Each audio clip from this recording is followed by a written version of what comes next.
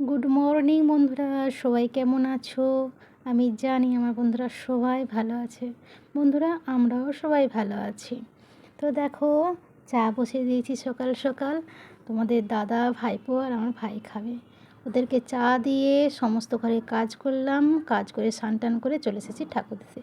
ঠাকুর দেওয়া হয়ে গেছে, দিয়ে আলু কুটে আলু ভাজা বসিয়ে দিয়েছি। আলুটা ভাজাটা প্রায় হয়ে এসছে।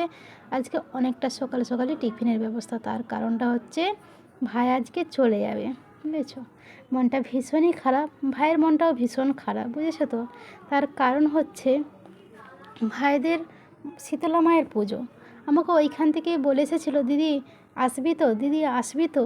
তো ওকে বলেছিলাম, না রে ভাই, এবারে যাব না, এই তো কদিন ঘুরে আসলাম। এই কদিন বলতে 15 দিন থেকে এসেছি, বুঝেছো? তো ইয়ার্কি করেই আমি বলছিলাম, এই কিছুদিন ঘুরে আসলাম, আবার কি যাব রে, দুদিন ছাড়া কি ঘন ঘন বাপের বাড়ি যাওয়া, আমি যাব না। সত্যি কথা বলতে ওই ইয়ার্কিটাই বোধহয় কাজে লেগে গেছে, জানো তো?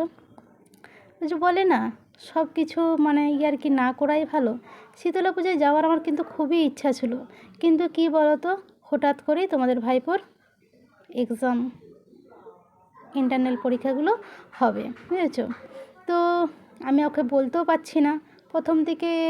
আর ছেলেটা আসবেও বলেছে, মানে আমার ভাই এখানে আসবেও বলেছিল যে আসবো, ওদের ঘরে মিস্ত্রি লেগেছিলো। তো বলছিল কয়েকদিন মিস্ত্রি অফ থাকবে, তো দিদি তাহলে দুদিন গিয়ে ওখানে ঘুরে আসবো।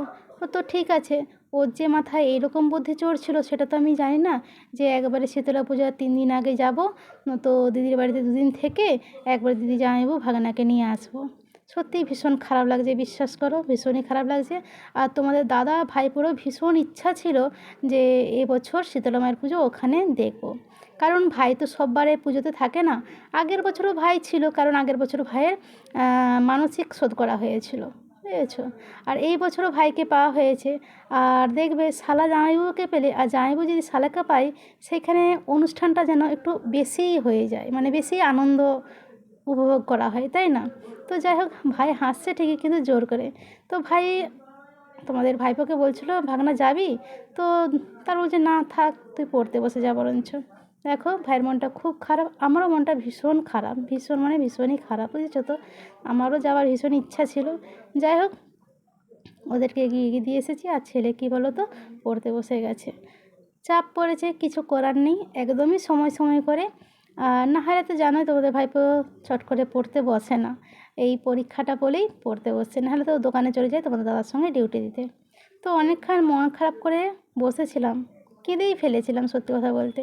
অনেকক্ষণ ধরে বসে বসে কাঁদলাম, যে ইচ্ছা ছিল যাওয়ার জন্য, কিন্তু উপায় নেই। ইচ্ছা থাকলেও উপায় নেই, এরকম একটা ব্যাপার। আজকে বিশেষ কিছু রান্না করবো না, জানো তো, শুধু আলু সেদ্ধ আর ওই যে কালকে দুধ আনিয়েছিলাম, তো কিছুটা খাওয়া হয়েছিলো, কিছুটা ছিল আর কি, বুঝেছো? তো সেটাই গরম করেছি। আজকে শুধু দুধ আলু সেদ্ধ ভাত খাবো, আর কিচ্ছু করবো না। মনটা একদম ভালো লাগছে না। ছেলেটাও চলে গেল একদম ফাঁকা হাতে, মানে কি বলবো। তোমাদের ভাইপোরও ভীষণ মন খারাপ, তো পড়েছিল, পড়ে টরে শুয়ে পড়েছে। তো বলেছিল যে, মা আমি হচ্ছে গিয়ে এখন খাবো না, তোমাকে খিদে পেলে খেয়ে নিও। তো আমি বললাম, ঠিক আছে। সত্যি কথা বলতে আমারও খেতে ইচ্ছে করছিল না, তো বসেই ছিলাম। তা করতে করতে দেখি না তোমার দাদাও চলে এসেছে। বলছে, ধুর শোনা, একদম মনটা ভালো নেই। তো যাই হোক, কী করবো, খেতে তো হবেই, দুজনে খেতে বসে গেছি। তো চলো, আজকের ভিডিওটা এখানেই শেষ।